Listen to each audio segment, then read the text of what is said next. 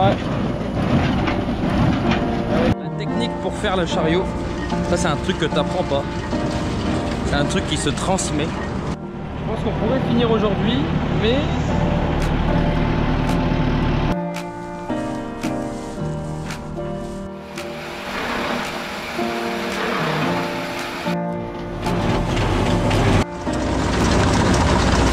il y a une tubérisation du feu.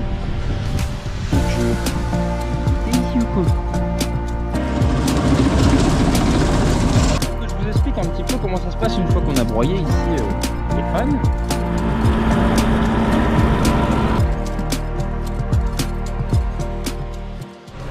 Salut à tous, c'est Clément Maraîcher du Nord, j'espère que vous allez bien. Cette semaine, on se retrouve pour une vidéo autour du pressage de paille, avec du pressage de petits ballots, donc à l'ancienne. Vous voyez la petite presse, vous l'avez déjà vu dans une vidéo, on l'avait fait tourner en statique parce qu'il nous manquait de la paille pour finir l'année. Et puis derrière, je suis suivi par Samuel avec la remorque et mon père. Du coup, mon père il va conduire le tracteur, la presse, et nous deux on va faire la remorque directement, puisque la remorque on l'intègre directement sur la presse. Et puis avec la goulotte là derrière, là, la conduite, ça nous permet d'acheminer les ballots en hauteur et donc de monter la remorque directement.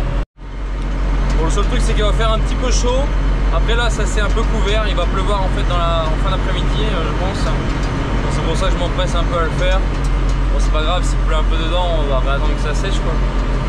Et si on peut déjà faire 2 remorques, ça serait super. Donc là on a déplié la presse pour la mettre en déporté, parce que forcément le tracteur il roule pas sur l'andin mais à côté. Ici on a déplié la sortie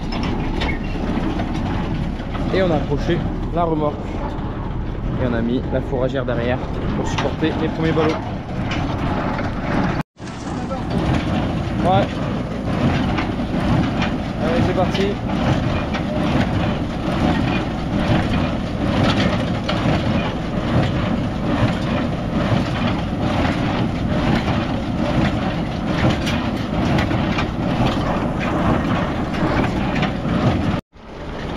Alors chose qui est assez remarquable, c'est que c'est la première fois qu'on presse et que les premiers ballots sont tous bien faits direct. Souvent on avait quelques ballots au début qui explosaient, la corde elle pétait ou alors elle était mal nouée. Et en fait j'ai suivi les conseils, vos conseils lors de la première vidéo quand j'avais pressé dans la grange là. Et vous m'aviez dit qu'il fallait mettre de la ficelle en 350, donc plus grosse. Et là c'est ce que je viens de faire et apparemment c'est pépite. Donc merci à vous. En fait déjà c'est pas qu'on avait de la casse avec la 750, mais le noueur il arrive à mieux faire son nœud avec de la plus grosse corde qu'avec de la plus fine. J'aurais pas pensé, mais tu vois, impeccable. Alors après, la technique pour faire le chariot, ça c'est un truc que t'apprends pas. C'est un truc qui se transmet, puisque en fait il y a une disposition particulière pour optimiser le chariot à 100%.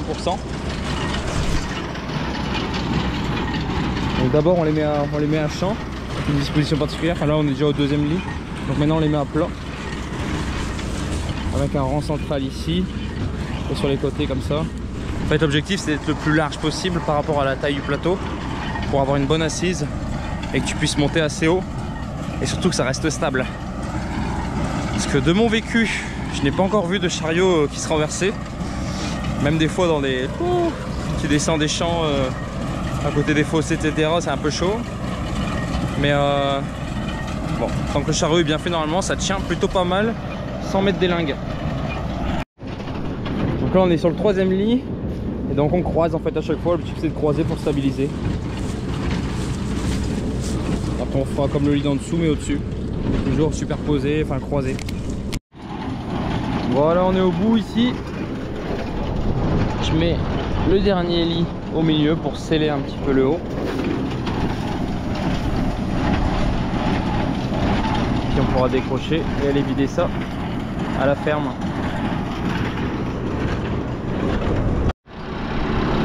Bon, le père il finit sa ligne. Ça on va les charger sur le bac là parce que là-bas c'est plein. Au prochain coup on fera un lit de plus.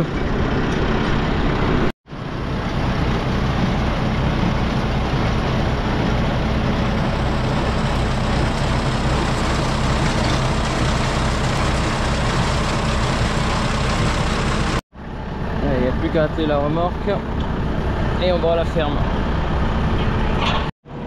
J'ai même pas eu le temps de vous montrer le déchargement qu'on a rempli la deuxième remorque avec un étage de plus, si vous l'avez remarqué. La première en fait m'était gourée dans la disposition, j'ai perdu un étage. Bon, c'est pas très grave. De toute façon, elle a prévu de faire 3 ou 4 remorques, donc une fois je ferai assez. Je pense qu'on pourrait finir aujourd'hui, mais c'est pas bon. C'est tout juste là avec les arbres. J'ai regardé au radar, on va peut-être passer juste à côté d'une petite averse. Parce que de toute façon, quand tu fais de la paille, même une petite pluie, c'est plus la peine. Il faudrait vraiment pas grand chose pour pouvoir continuer à faire de la paille. Mais généralement, je prends pas de risque parce que l'humidité dans la paille, c'est le pire ennemi. C'est ce qui fait les incendies. Ça y est, les gouttes, elles sont là.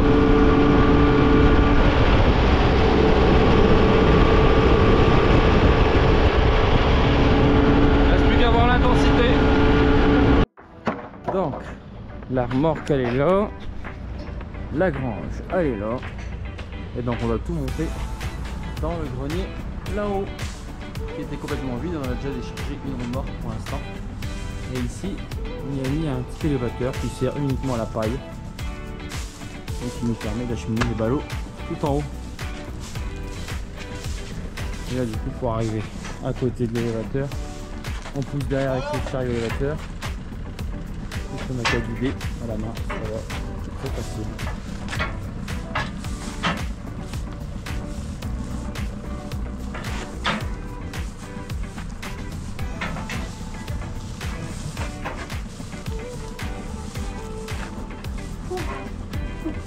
Ah, c'est tout juste.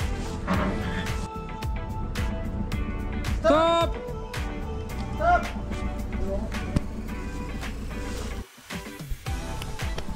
Donc là ici on met quelqu'un qui décharge la remorque et qui balance du coup à côté. Et une fois après qu'on a les premiers liyaux qui sont enlevés, on met sur l'élévateur. Donc après il n'y a plus qu'à ranger et faire un Tetris. Et là ça perle.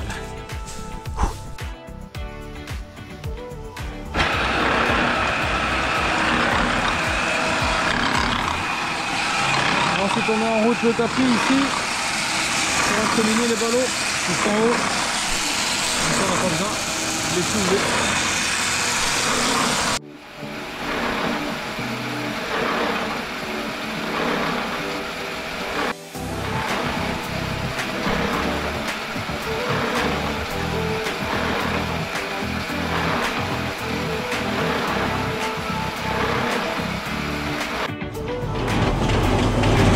Pour finir la saison de petits ballots, je prends les commandes. C'est vraiment pour finir la remorque, histoire de ne pas perdre la main. Ça fait un bail que je l'ai pas fait, je le faisais quand j'étais petit, mais depuis que je suis musclé, c'est moi qui fais les remorques. En fait c'est toujours le même schéma qui se reproduit. Quand t'es petit t'as pas de force, donc du coup tu conduis la presse.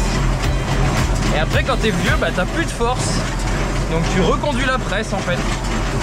Et il y a 40 ans entre temps où tu sacs les ballots sur la chariote.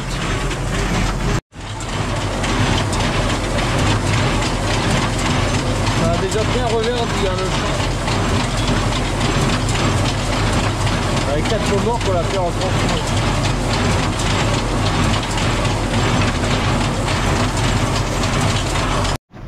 Après c'est vrai qu'on évite de presser, même quand ça va là pour presser l'après-midi. Mais s'il y a trop de soleil ou quoi, qu'il fait trop chaud, c'est quand même horrible là-haut. Donc souvent on attend le soir, on fait une petite remorque le soir tranquille. À la fraîche. Et souvent tu peux en faire qu'une parce qu'après il y a la rosée. Cette année il y a beaucoup de rosée, c'est fort humide. Donc souvent t'en fais qu'une, tu as la décharge et puis c'est bien quoi.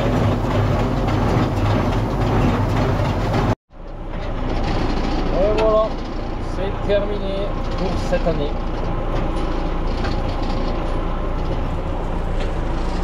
On va essayer de rentrer à la ferme comme ça. Belle remorque, hein. Je sais pas vous, mais une remorque de petit ballot, je trouve ça magnifique. Oh, c'est beau à regarder. C'est peut-être que moi. En même temps, il faut se satisfaire de ce qu'on peut, hein. Aujourd'hui, on va défaner les premières pommes de terre, à savoir les chères fermes, parce que je vais vous montrer, elles ont atteint le calibre souhaité, comme je vous en avais parlé dans une précédente vidéo. On va aussi défaner un peu d'Adora, parce que ça va permettre de faciliter la récolte. Et donc pour ce faire, j'ai été chercher le broyeur de la Kuma, le broyeur de Fan, alors spécialement conçu pour les cultures sur but et notamment les pommes de terre du coup. Et je l'ai pris avec le petit Kubota. C'est un peu gros pour le Kubota, mais bon, elle est plus légère qu'imposante. Donc tout comme un broyeur classique en fait, on a des petits couteaux ici avec un axe qui tourne comme ça là. Et en fait la différence, comme on est sur but, c'est que dans le creux des buts on a des longs couteaux et sur les hauts de but on a des petits couteaux pour épouser la surface de la butte et faire un broyage le plus propre possible. En route et on verra après les réglages qu'il faut faire.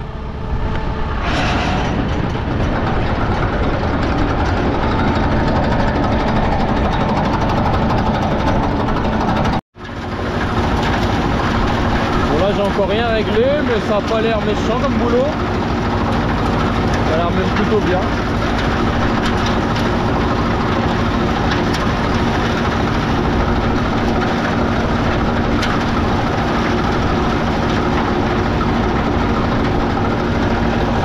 Regardez ce que ça donne. J'en profite pour vous parler aussi des petits trous, enfin des grosses roues quand même qui sont à l'arrière.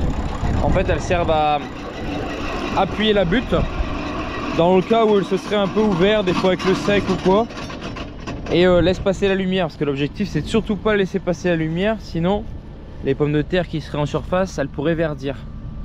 Donc l'effet de rappuyer la butte, voilà, on ferme les trous si jamais il y en a. Voilà, d'ici on voit mieux comment ça broie. En fait on a du coup les grands couteaux au milieu et les petits couteaux sur le haut pour tout bien épouser.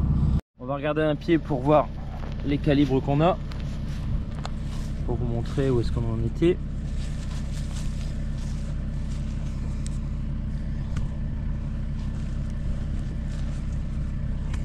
Ouais.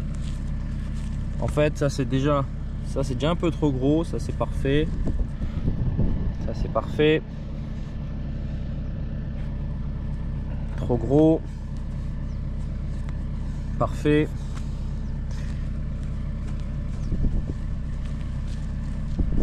En fait ça dépend aussi de la tubérisation qu'on a eue. Quand on a eu une faible tubérisation comme ici, 1, 2, 3, 4, 5, 6 patates, c'est déjà un peu trop gros. Par contre quand on a une meilleure tubérisation, on voit ici c'est des calibres parfaits.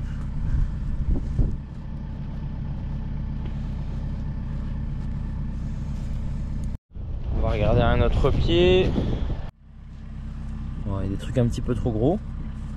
Mais bon, si on avait attendu, pareil, si on avait broyé quand celle-là elle était à point, celle-là et celle-là elles auraient été trop petites. Donc là c'est vraiment le compromis idéal. Calibre, rendement. Hop, on rebouche ça. Et puis donc on va se faire toutes les annabelles ici, tout ce qui est en feuillage un peu plus petit par rapport aux binches à côté, qui sont bien vaillantes, hein.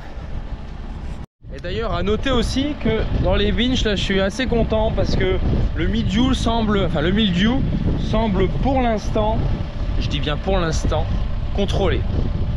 Il n'y a plus de nouvelles taches. Toutes les vieilles taches qu'on avait vues lors de la vidéo précédente, enfin celle d'avant, avant la moisson, elles sont toutes complètement mortes et il n'y en a pas de nouvelles, donc ça veut dire que c'est contrôlé. On a eu de la chance avec le temps aussi, on a eu des bonnes conditions pour accompagner la lutte, donc ça c'est vraiment un très bon point. Là on est début août, on doit aller jusqu'au 15 septembre quoi, pour s'assurer d'aller jusqu'au 15 septembre pour commencer à avoir des bons calibres quoi. Cette année on est un petit peu en retard, donc je pense que ça va être... on va s'orienter vers des défanages fin septembre en binge. D'habitude c'est toujours un peu plus tôt que les variétés standards qu'on retrouve en industrie. Binge c'est généralement un peu plus tôt. Et donc les Annabelle ici qui ont bien décroché. Là on voit qu'elles sont vraiment sur la fin de cycle. Donc le broyage se fait, voilà, je pense qu'on a avec la densité de plantation qu'on a utilisé, on a vraiment optimisé l'espace et le rendement, etc. Enfin, pour avoir un maximum de tubercules sur le peu d'espace et pas trop gros. Donc 26 cm entre plants, je pense que c'était vraiment le bon compromis. Et à côté on a les Charlottes un peu plus tardives mais qui sont déjà assez grosses aussi, donc je vais certainement les défaner. En tous les cas je finis, je broie d'abord toutes les Annabelles, ensuite je commence à broyer un petit peu les Charlottes et puis on va regarder quelques pieds, savoir enfin quelle décision on prend, mais je pense que ça va être la même chose. De toute façon on voit ça commence à se tasser, ça jaunit un peu partout là. Et de l'autre côté là-bas c'est les Nazca et Gélie.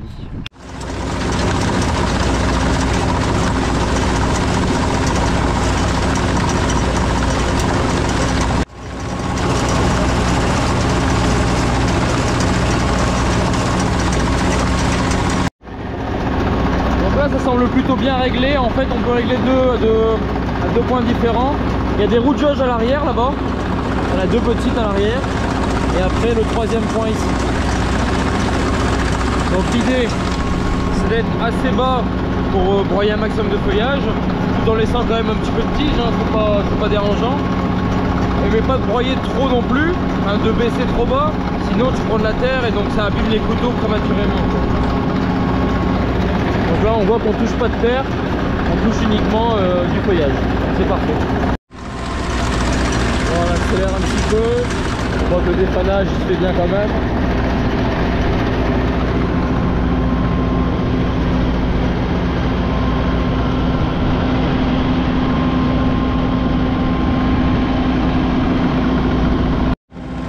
Et en défanant là début août, je me fais une petite réflexion, c'est que à l'époque, je me rappelle, on avait l'habitude de défaner aux alentours de la mi-juillet.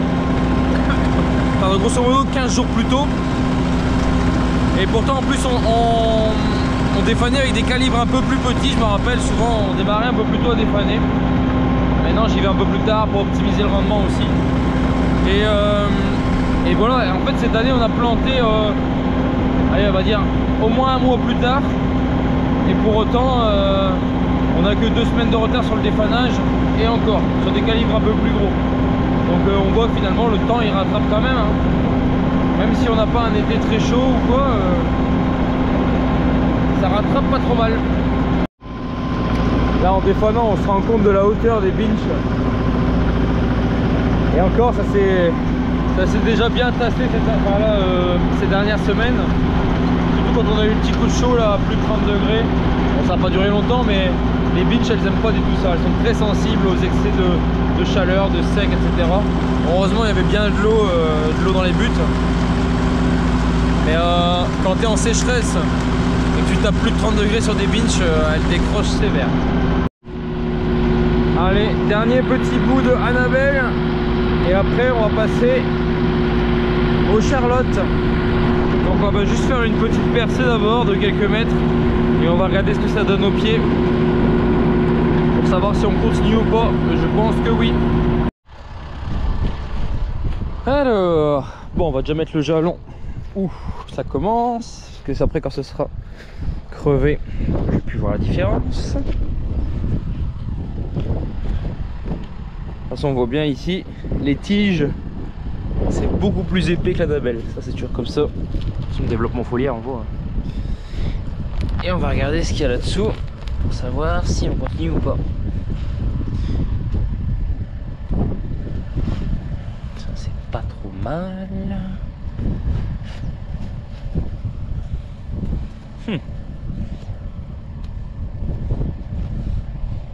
Par contre là il y a une tubérisation du feu de Dieu. Hop. Mon Dieu, c'est illimité ici ou quoi? C'est quoi ce bazar? C'est indécent. Ça s'arrête pas. Putain, c'est incroyable ça. J'avoue, c'est la première fois que j'ai un pied de Charlotte aussi nombreux. Mais c'est pas possible.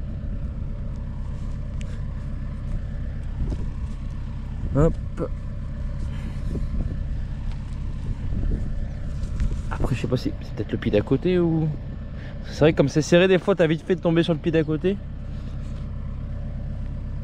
Mais voilà, ça me... Pas l'impression. Regarde ça ici, toi. 1, 2, 3, 4, 5, 6, 7, 8, 9, 10, 11, 12, 13, 14, 15, 16, 17, 18, 19, 20, 22, 23, 24, 25, 26, 27, 28, 29. Ouais, quand même pas 30 patates au pied à chaque pied. Pas possible ça. Bon, c'est pas trop mal. Quand j'ai vu au début celle-là, je me suis dit, oh, on est peut-être un petit peu tôt. Après, il y a ça qui est bien. Enfin, qui est déjà un petit peu trop gros. On va regarder un autre.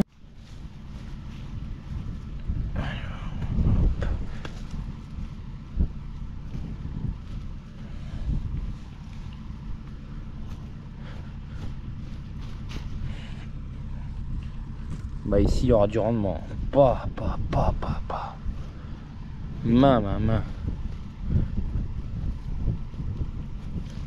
C'est pas aussi gros que des fritables, mais quand tu vois le nombre et comment c'est serré.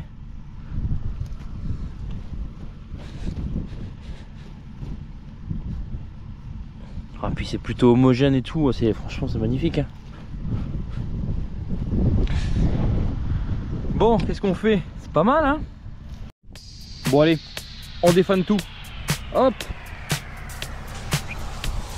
C'est parti.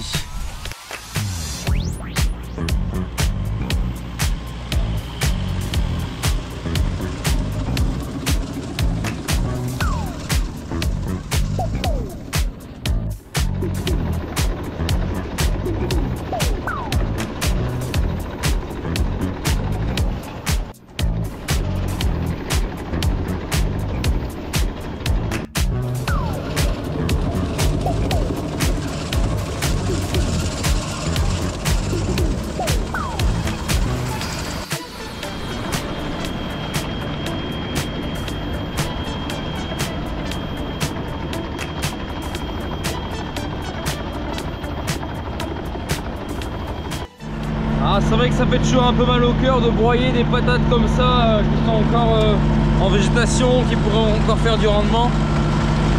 Mais comme je dis souvent, vaut mieux la qualité que la quantité. Alors que je vous explique un petit peu comment ça se passe une fois qu'on a broyé ici les fans. Donc il ne reste plus que des petits bouts de tige. Et en fait, étant donné qu'il n'y a plus de feuilles, et ben, du coup il n'y a plus de photosynthèse. Et donc instantanément, après il y a peut-être un petit peu d'inertie, mais on va dire allez, au moins demain il n'y aura plus de grossissement du calibre, puisqu'il n'y a plus de photosynthèse. La plante est complètement arrêtée, puisque c'est pas avec ces tiges, même s'il y a encore un peu de vert, c'est pas avec ces tiges que ça va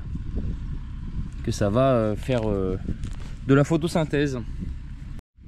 Et donc maintenant, une fois que la pomme de terre du coup est morte, en fait, ce qui va se passer, c'est que la peau des pommes de terre, elle va s'épaissir. Regardez, si vous prenez par exemple une patate ici, ouais, je fais même pas un petit trait avec mon doigt que la peau elle s'enlève. La peau elle fait même pas 1 mm là, elle fait rien, c'est papier à cigarette là. Tandis que tu reviens dans 2-3 semaines, les tiges seront complètement mortes et la peau elle sera bien dure, et en faisant ça, ça va pas s'écailler. Et en fait la peau c'est la seule protection de la pomme de terre contre les coups. Si t'as pas de peau, et ben la pomme de terre elle prend tous les chocs et elle finit non consommable. Et donc là le planning un petit peu ici, c'est grosso modo selon les conditions, on peut viser, alors il faudra au moins 2 semaines pour avoir une dessiccation totale de la tige. Et généralement quand on se dit on peut récolter, c'est quand la tige, bon elle est complètement desséchée, il faut qu'elle soit morte, et que quand on tire dessus elle soit plus accrochée au tubercule. Ah, voilà, on voit par exemple ça ici, c'est encore accroché. Quand la tige est complètement morte, elle se décroche, etc. La pomme de terre a fait sa peau, et là ça veut dire c'est bon moment pour récolter. Et en général c'est après un broyage, il faut compter minimum, grand minimum 2 semaines. Mais bon, là on aura le temps, forcément on est que début août. Donc on peut largement attendre 3 semaines, voire des fois j'ai attendu plus d'1 mois. Parce qu'en fait après ce qu'il faut c'est avoir les bonnes conditions d'arrachage. Il faut que la terre soit bien meuble, enfin pas meuble mais friable. Et donc si c'est trop sec on va ressortir des petites mottes de terre qui vont monter dans la machine et qu'on va devoir trier. Et si c'est trop mouillé, bah, c'est pareil, on ressort de la boue. Donc du coup on attend 2-3 semaines et après ça on va attendre les bonnes conditions d'arrachage. Donc avec un sol frais, bah, comme ici en fait hein. Là c'est parfait ici. Tu vois, c'est quand hop, ça tombe en poussière. Et donc quand tu vas faire monter la butte dans la machine à pommes de terre, et bah tu auras vraiment une bonne séparation de la terre et des tubercules et un minimum de travail du coup de triage sur la machine. Allez, on termine ici avec la fourrière qui est en adorant. Donc là c'est une fruitable, donc on cherche à avoir du gros calibre, mais je suis en train de la récolter. Ça me permettra de ne pas avoir de feuilles qui nous cassent la vue quand on ramasse les patates.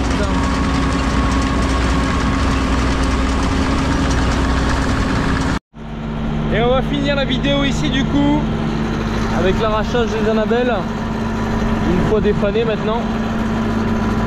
Et on constate du coup la facilité de récolte qu'on aura, puisqu'on n'aura plus de fan à enlever. Ça c'est super.